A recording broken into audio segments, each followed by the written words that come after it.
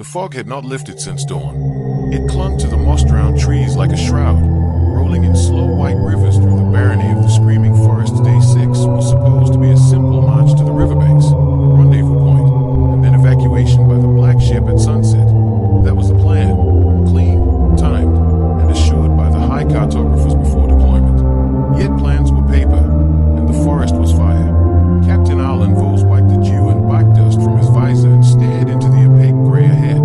His boots were soaked from the swampy soil. His gloves smelled of petrichor and iron, and the loyal 50 men and women of the 3rd Expeditionary had the look of people who had seen too much and slept too little. Form up, Arlen commanded, his voice steady despite the fatigue. 2 columns. Keep sound discipline. We're close. Close, not to salvation, but to whatever waited between them and the river. Lieutenant Sarah cast approach from the forward scouts, pulling aside her hood. Dark braids stuck to her forehead, and her eyes, cold and analytical, held the same question everyone else feared to ask. The screaming's closer today, she whispered. It followed us all night. Arlen nodded, glancing at the shadow-heavy groves on either side of the trail. Everyone in the barony in the forest pointed out. The trees screamed. Not metaphorically, not in poetic exaggeration, but with a very real and throat-carving sound that burrowed into bone. No scout or historian could explain the phenomenon. Some blamed spirits, others blamed wind inside hollows. A few claimed the trees were alive in the oldest sense possible, aware and angry. We keep moving, Arlen said. We stay ahead of the voice. Say's jaw tightened. It's not one voice anymore. She wasn't wrong. During the first 2 days, the screams had sounded like a single distant wail, animalistic and lonesome. By day 6, the woods roared with a chorus, as if a crowd of unseen throats were shrieking for release. The worst part wasn't the sound, it was the direction. Most days it seemed to circle them, like a predator deciding when to strike. Captain, called Sergeant Malco Reeve from the rear column, requesting permission to distribute extra damping cloth. New recruits can't handle the pitch. Arlen nodded. The so-called damping cloth was not truly magical, but woven with soft leather and flax to muffle the incoming noise. It didn't stop the screaming from getting into one's dreams, but it prevented the rupturing of the inner. Approved. How far to the Tyne River? Sarah checked her compass. The needle of something 3 hours, she replied. Maybe less if the terrain stays stable. Terrain rarely stayed stable in the Barony. The expedition resumed marching, boots sinking and lifting in unison, rifles slung and fingers near triggers. The trees towered overhead like columns in a cathedral no human faith had built. Bark twisted into grotesque human-like shapes. Nuts resembled eyes. Vines slithered like veins. The deeper they traveled, the more the forest felt alive, breathing, watching. As the fog thickened, the screaming started again. It began as a thin, keening sound, like metal scraped against stone. Then dozens of voices joined, shrieking in overlapping pitches. Several recruits flinched and ducked as if struck. A few whispered prayers. Don't break formation. Arlen barked. It can't hurt you unless you let it. That was only half true. The screams could not lacerate bodies, but they could erode sanity. And sanity was the shell that protected men from genuine harm. The soldiers pressed forward. The path narrowed, and soon they reached an ancient gate. 2 pillars of petrified were carved with symbols older than any barony or kingdom. A fog pool with its base like milk poured over darkstone. Stop, Sarah commanded, raising a fist. The unit froze. The screams sounded more horrifying than the noise. Birds refused to chirp. Wind chose not to breathe. Even the footsteps quieted as if the soil had absorbed sound. Sarah approached the gate, studying the ruins. Same as the northern pylons, she said. Same warding marks. Arlen joined her. Think it's a boundary. Everything in this forest is a boundary. She extended a gloved hand and touched the carved glyphs. The runes hung beneath her palm, faintly warm. Alive. Arlen whispered. Or where? Arlen motioned the unit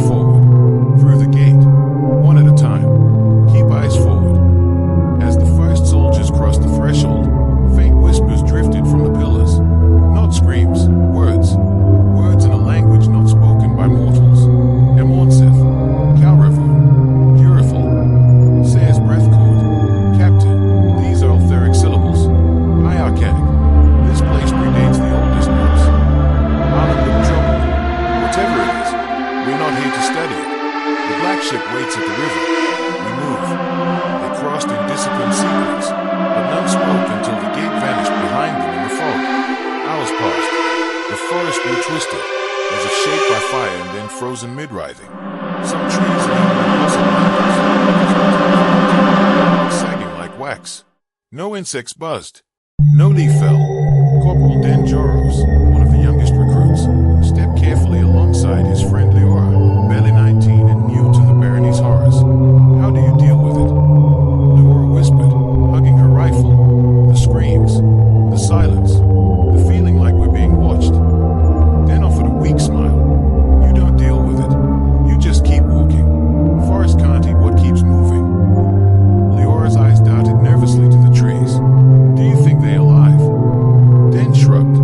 If they are, they're not friendly. Ahead, the scouts signaled halt again. This time the obstacle was not a gate but a corpse. It lay face down in the mud, cloaked in navy blue fabric unmistakable to anyone who had served on the Western Front.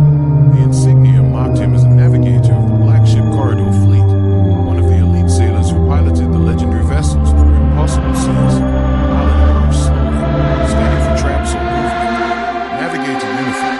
But what is he doing this deep in there? Saya crouched beside the body. Looks recent. Few days at most. She used forceps to turn the corpse over. The face was pale, frozen in an expression of terror. Eyes wide, mouth agape. No bruising. He died screaming. Saya concluded softly. Of what? Malco asked. Saya shook her head. Shock, faint, or something that doesn't leave marks. Alan exhaled sharply. Search for identification. The body held a sealed brass cylinder, a message tube with the Black Ship's anchor sigil. Tamper locked, magically encrypted for officers' eyes only. Alan broke the seal. Inside was a short note written in shaking ink. Dayfall, the trees have voices. We tried to warn command. The ship will not wait. The Barony is awakening. Do not listen when it calls your name. Navigator First Class E. Holvai. When Alan finished reading, the soldiers exchanged uneasy glances. The ship will not wait. Sarah repeated. They weren't told, Alan murmured. Fleet command briefing said pick up at sunset, day 6. Malco crossed his arms. If they already came and left. Alan folded the note, jaw tightened. Then we find another way out. Leora swallowed. Captain, what if there isn't one? Alan looked her directly in the eyes. Then we make one. There was strength in his tone, even if doubt coiled beneath it like smoke. They continued until the sun close. Then the forest spoke again. This time not in screams, but in names. Leora froze first. Dan, she whispered. Dan turned, puzzled. What? You just called my name. No, I didn't. Before Leora could reply, a voice deeper in the woods hissed. Leora. She went pale. Now others heard it too. Voices calling individual names from behind trunks, beneath roots, above branches. Some voices mimic comrades. Others sounded familiar but wrong, like loved ones badly imitated. Malco cursed under his breath. They're learning. Saya pressed a finger to her lips. Don't answer. Don't acknowledge. The Barony hunts by reply. But one recruit, a Navis boy named Callan, panicked and shouted into the fog. Who's there? What answered was not human. The trees screamed again, so violently that the ground seemed to vibrate. A flock of black-feathered birds erupted from the canopy. Roots shifted beneath the soil. Callan staggered backwards, clutching his head. Make it stop. Make it stop. Alan pinned him to the ground. Stay with me, soldier. Callan's nose bled as the scream peaked. It took 2 more soldiers to hold him down until the episode faded. When he finally stood, Sarah checked his pulse. He's alive, she said quietly. But if this happens again, he won't stay sane. Alan scanned the fog, rifle ready. We're camping soon, he decided. Sarah, find defensible terrain. Defensible from what? Malco asked. Sarah's eyes flicked to the writhing silhouettes of trees. From the forest, they found a clearing on a slight rise, dry soil surrounded by thorn bushes. The unit set up perimeter stakes, lanterns with coal-burning flame, and sound wards to disrupt the screaming frequencies. Meanwhile, Alan and Saya studied the navigator's message by lamplight. The ship will not wait, Alan repeated. Command lied to us. Saya shook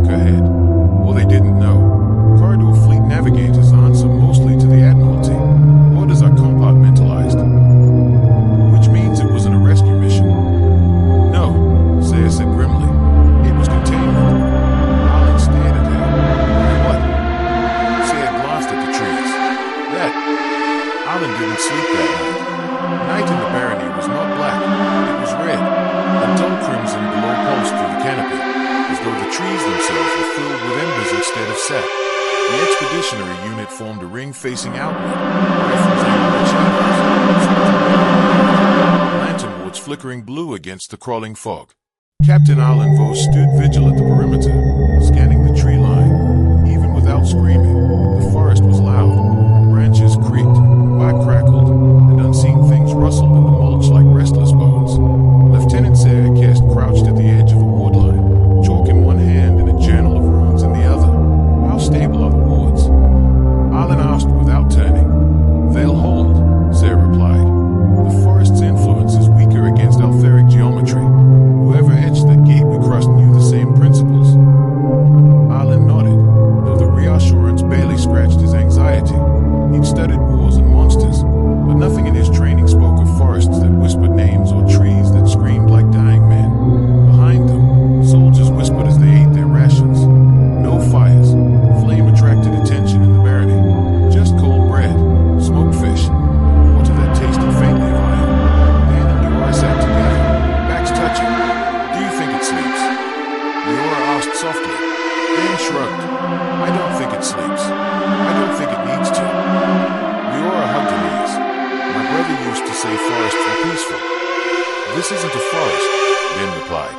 It's a memory pretending to be one. She said nothing more. Across the camp, Malco Reeve polished his rifle, grim lines etched on his face. Callan lay beside him, still pale from earlier. The boy's eyes were open, staring at the glowing canopy. They weren't joking about this place. Callan whispered. No, Malco muttered. They weren't. Hours passed without sleep. Alan paced silently until Sarah approached, gaze sharp. You need to rest, she murmured. The Barony doesn't sleep, Alan answered. Sarah crossed her arms. You're not the Barony. Alan considered arguing, but exhaustion finally won. He nodded and allowed Sarah to relieve him. He removed his gauntlets, unclipped his visor, and laid down against a tree, though the tree's bark felt like rough skin rather than wood. Sleep came quickly. Dreams followed faster. He wandered an endless hallway carved from roots and vines, lit by pulsing veins. Children's laughter echoed and twisted into shrieks. Doors opened and violently shut. Faces with hollow eyes stared from the cracks in the walls. A voice slithered through the dream. Alan. His breath caught. Captain, it hissed, deeper now. He backed away as roots crawled toward him like skeletal fingers. You brought them here. Alan tried to speak, but his throat tightened. He fell into darkness, into water, into something alive and breathing beneath him. Then he heard it, just before waking, the unmistakable horn of a ship, deep and drawn out. A maritime horn, a sea horn, from impossibly far away. His eyes snapped open. The camp was silent, too silent. The crimson light had faded, shadows pooled like oil. Sayre stood by the ward line, staring into the trees. You heard it too, she said without looking back. Alan steadied himself. The ship's horn. Sayre nodded. I don't know if it was real. It wasn't a dream, Alan insisted. Somewhere out there, the black ship is moving. Ships don't sail on land, Sayre said quietly. Alan looked at the trees. Maybe this one does. At dawn, the screaming resumed, distant and low, like a choir buried in the earth. The unit tore down camp efficiently and reformed colors. Captain's condition had worsened. His ears leaked faint blood, and he flinched at even quiet sounds. You can't march like this, Leora said, worry cracking her voice. We don't leave men behind, Alan replied. Malco assisted. Malco wrapped an arm around Callan's shoulder. Come on, kid. Today's not the day you let a forest go. By midday, the terrain changed. The trees spread apart and the ground sloped downward into a gully filled with stagnant pools. The fog thickened into sheets that clung to legs like wet cloth. Sayre raised a fist. Stop. Alan pushed forward. What is it? Track Sayre knelt, running a finger along the mud. Boots. Heavy tread. More than one. Days old at most. Alan inspected the marks. Brow furrowed. Expeditionary pattern. No, Sayre answered.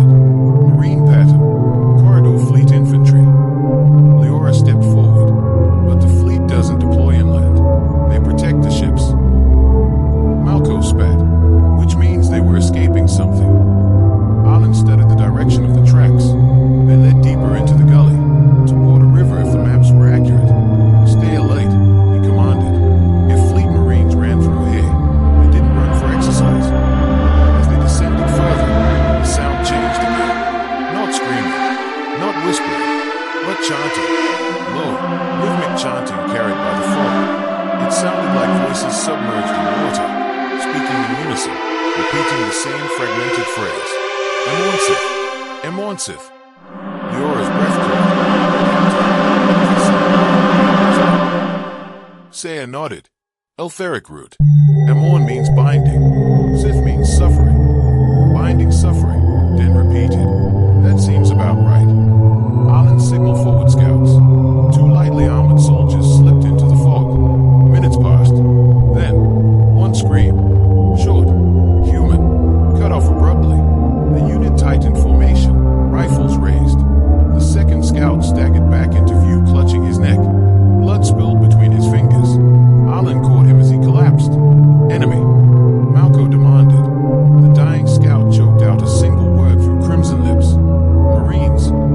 Then he died. Alan's jaw clenched. Combat formation. Defensive wedge. Move. The chanting grew louder, closer, until shapes formed through the fog. Armored figures emerged, soaked in mud and wearing the unmistakable navy coats of Corridor Fleet Marines. But something was wrong. Their eyes were glazed white, their skin pale, veins black and pulsing beneath flesh as if filled with ink instead of blood. Many had carved symbols into their own arms and chests, Eltheric runes glowing faintly purple. Sarah whispered, horrified, "They enthralled." Alan raised his rifle. "Stand down. Identify yourselves." They simply marched forward, chanting in perfect unison. Immersive. Immersive.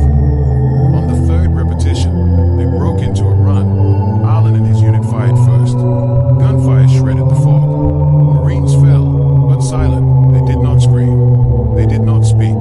They just kept chanting until death took their tongues. 5 Marines reached the line before the swordsman stepped in. Blades clashed. Flesh tore. Malco split one Marine from shoulder to hip. Blackica spraying like tar. 2 soldiers stabbed another through the chest, but he kept crawling until his spine snapped. It was quick. It was vicious. When it ended, 2 expedition soldiers lay dead, 4 wounded, and a dozen enthralled Marines lay scattered in the muck like broken dolls. Callan trembled violently. They weren't human, he gasped. They weren't human anymore. They were, Alan said quietly, just not alive. Sarah knelt beside one corpse, studying the runes carved into its arm. This isn't random. It's a ritual scheme. Binding magic fused with invasive resonance. She looked up, face pale. "Captain, this is forest work." Alan frowned. "You mean some kind of druidic corruption?" "No," Sarah whispered.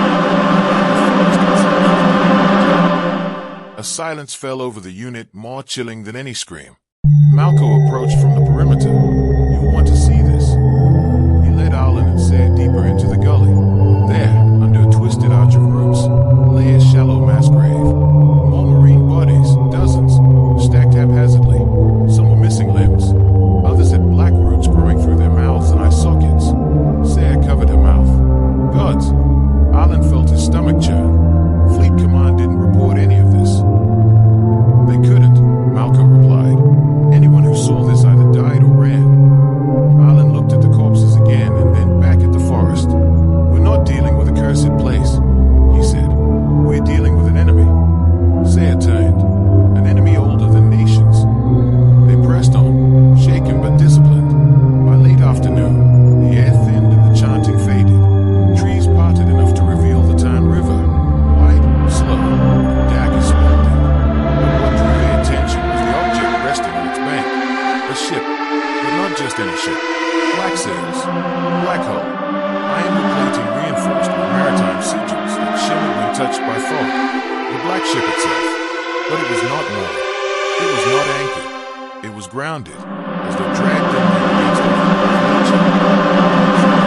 Awe-stricken. Impossible. Saya stared at the vessel. Ships can't sail through forests. Unless someone cleared a path, Malco muttered. The soldiers sprinted toward the riverbank, hope igniting where fear once rooted, until they reached the shore and saw movement on the deck. Figures, dozens, Marines, alive and untainted, waving frantically. "You made it," one shouted. "Get aboard. Quickly." Alan signaled his unit forward. "Move. Go. Go." Dan and Leora reached the gangplank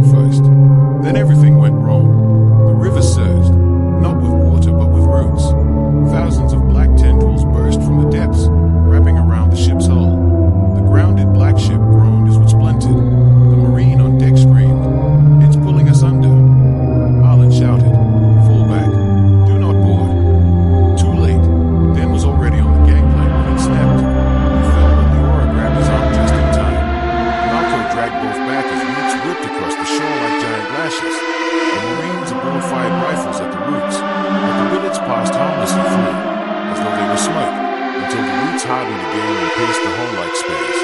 Arlen shouted, voice pure command, retreat to the ridge. Now, the soldiers looked at the ship screamed, not metaphorically, but literally, as if the wood contained lungs and a throat. The sound was deafening, shaking leaves from trees and blood from ears. Marines scrambled. Some leapt overboard and were consumed instantly by roots. Others stayed and vanished beneath the river as the ship was dragged downward. Within seconds, the black ship was gone, pulled beneath the tarn as though swallowed. Silence returned, but not relief. Never relief. Arlen stared at the rippling black water. Our rescue, Leora whispered. Gone, Arlen finished. Saya trembled, not from fear, but realization. That ship did not sail here, she said. It was lured here. Arlen turned slowly. Why? Saya looked at the forest behind them. To feed the river. For a long while, no one spoke. The wind did not dare move, and even the forest held its voice. 50 soldiers stood on the ridge overlooking the town, processing the impossible sight of the ship swallowed whole by roots and water. Callan wept silently, head buried in his hands. Leora sat beside Dan, shaking so badly she could barely hold the rifle. Malco clenched his jaw until it cracked, staring at the river as though challenging it to resurface the ship by will alone. Captain Arlen stood at the front. His first the ship had disappeared. That was our extraction, he finally said. There was no shaking in his tone, only cold calculation. Fleet Command abandoned this barony when they realized what was happening. Sarah lowered herself onto a fallen trunk, rubbing her temples. I thought this was reconnaissance, charting interference zones. But this was a containment effort. The fleet tried to cage the forest. They failed, Malco said bitterly. No, Sarah corrected. They failed slowly. Whatever they were trying to stop didn't fully awaken until recently. Arlen faced her. You said the forest is doing magic. Explain. Sarah took a steadying breath. Traditional magic, Iltheric craft, requires intention, structure, and will. What we've seen so far, enchanted screaming, enthralled marines, sentient runes, suggests a pattern older than human spellcraft. Old doesn't answer how, Malco muttered. Saya nodded. So I'll answer plainly. The forest is using invasive resonance. It infects the mind first, through sound, then the body, through roots, finally the environment, by reshaping terrain and swallowing intruders. Leora hugged her arms tight. Why us? Why anyone? Saya's expression. Because the forest isn't just alive. It's hungry. With the black ship gone, a grim practicality took over. Arlen assembled his unit into a loose semicircle facing him. Our situation has changed. We no longer have extraction. We no longer have a rendezvous. Command doesn't know the truth, or they buried it. Either way, we are on our own. Fear rippled across the ranks, but did not scatter them. These were soldiers, trained for war. Not this, but willing to stand anyway. Arlen continued. The Tarn feeds into the Great Divide. If we follow its western bank, we reach the outer marches in 4 to 6 days. From there, civilization. That's assuming the forest lets us leave, Malco cautioned. Arlen nodded. It's a gamble, but staying here is death. Callan weakly raised a hand. What if the forest doesn't want us to leave? What if it calls the ship because it wants? Everyone waited for Arlen's reply. When he spoke, it was not to dismiss Callan's fear, but to weaponize it. Then we don't ask permission. They marched. The riverbank was treacherous, choked with roots that rose like ribs from the soil. The sky shifted as they moved, sometimes red, sometimes gray, never fully sunlit. Hours passed without screams. Arlen did not trust the quiet. Near sunset, Leora pointed toward the opposite bank. Look, across the tarn lay a graveyard of ships. Not naval, not fishing. Ships of every design, galleons, sloops, steam cutters, half buried in mud and roots. Hundreds of them, masts broken like snap bones, sails rotted into lace. Den's blood ran cold. How many years, how many crews? Centuries, Sarah whispered. Maybe more. Callan stared, horrified. The forest didn't just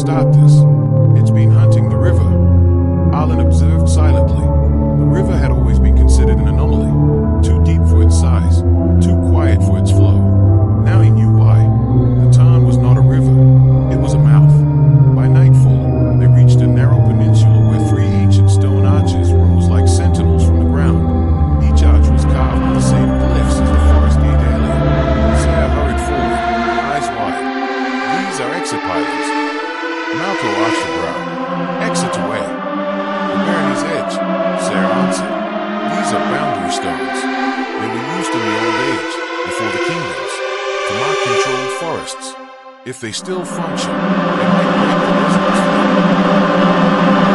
field. It's like a drowning man looks at land. What do we do? Sayer examined the runes. The pylons respond to etheric energy. I can activate them, but I'll need time. How much? Arlen asked. An hour. We'll buy you two. Sayer gave a grim smile. I hope you don't need the second one. She began the ritual. Chalk patterns, silver dust, copper wire, spoken syllables that tasted like blood and iron. The runes on the arches flickered, then pulsed with pale light. Resonance throbbed through the air like a heartbeat.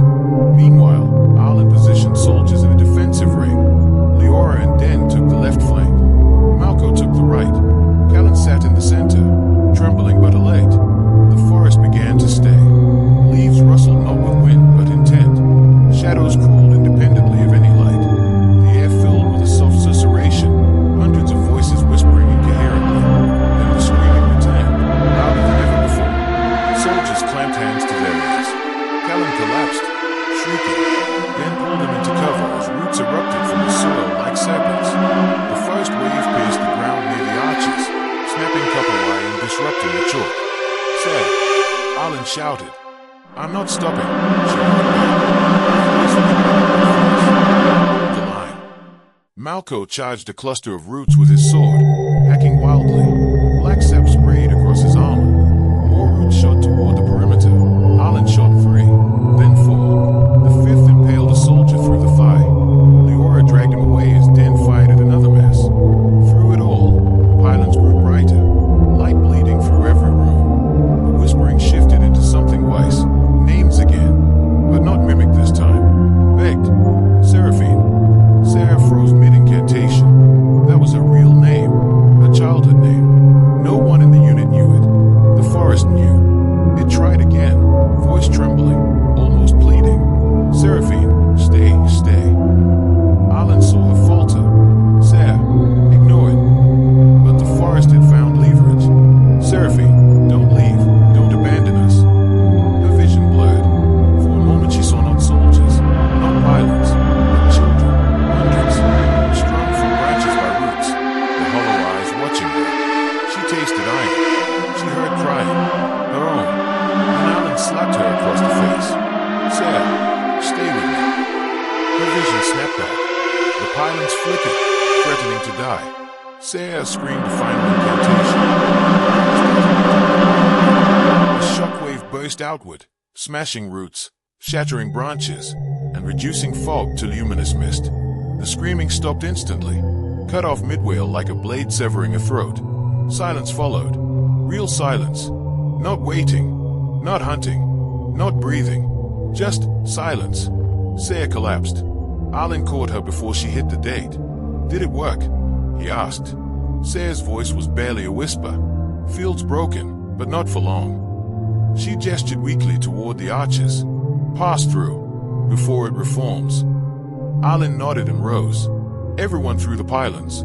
Now, soldiers grabbed the wounded and sprinted. One by one they crossed beneath the archways, vanishing into white light and reappearing on the forest's edge, where the air was clean and the sky finally blue. Arlen carried Sarah. Malco carried Callan.